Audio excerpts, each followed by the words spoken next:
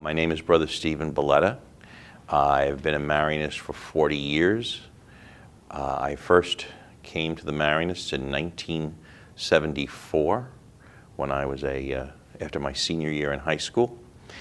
I teach senior religion here at Chaminade High School, and most of my work is in the vocations office. I'm one of the vocation ministers for the province of Mariba.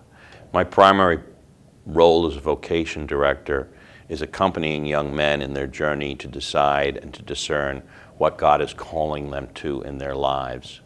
That's first and foremost, and it's about them, their welfare, and their decision for what God is calling them to. In working with vocation candidates, I found that sometimes the candidates are looking for a divine sign, some supernatural sign, and supernatural signs happen, but not all the time. Supernatural signs certainly happen to the saints, and the pages of church history and the lives of the saints are filled with holy men and women experiencing God's presence in a very direct, profound way, some kind of supernatural sign. But for most of us, the call of vocation is not going to come that way. It's going to come through the natural signs in our life. Grace builds on nature. God's grace builds on nature. So what do we find ourselves attracted to? If going to Mass every Sunday is an important part of our lives, if we tend to go to church-sponsored events, religious events, concerts, World Youth Day, if working in service activities are things that bring us great joy, then it would stand to reason that those sources of our joy right now, in my life right now, are something that I want to cultivate, and perhaps even cultivate as a religious. I would say that a Marianist is a living witness to the family of Jesus Christ, with Mary as our mother and St. Joseph as our father. Marianists take great pride in our community life, our communal living, and so I think it's all about a family spirit, the family of Jesus Christ.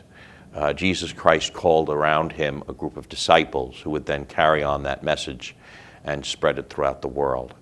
And they would do that not individually, but as a group of brothers sharing everything in common and expressing their faith in common. And I think that's what we try to do today. I think community is important to us as Marianists and to me personally because it is in other people that we meet the face of Jesus Christ. Christ comes to us in a variety of ways. He certainly comes to us in the body and blood of the Eucharist. He also comes to us in the body of Christ, which is the church, and the body of Christ, which is our fellow brothers. So coming together in a community is a way of meeting Jesus Christ and knowing who he is, and also growing ourselves in learning to love him and then to share that love and that good news with other people. Community is a good humbling experience as well. I'm sure it's true of marriage. I'm sure it's true of family life. On your own, you can think that you're pretty special. You can think that you're pretty extraordinary. You can think that you're pretty hot stuff. When you're living with other people, it becomes very clear, very apparent, very quickly what my shortcomings are, what my failings are, what my impatience is, what my intolerance is, where I snap, where I get angry. All those things that we seek to grow beyond. And I think community helps us do that, just as family does and just as married life does that. And that's the charism, that's the gift of the Marianists, trying to model for everyone what Christian community looks like. I read a wonderful book about community by Jean Bonnier, who said that, some people come to community thinking that, oh, look what I'm bringing to community. But if you're going to stay in community, it's because you come to realize it's not so much what I'm bringing to community, it's not that, it's what I'm deriving from community, what I'm learning for community.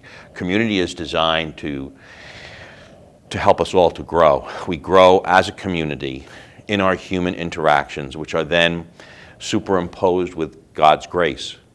And we grow as a community, living with one another, praying with one another, learning to rejoice in the good that we do and learning to put up with some of the shortcomings and failings that we have. It's how we grow towards Jesus Christ and learning to love him in the face of other people.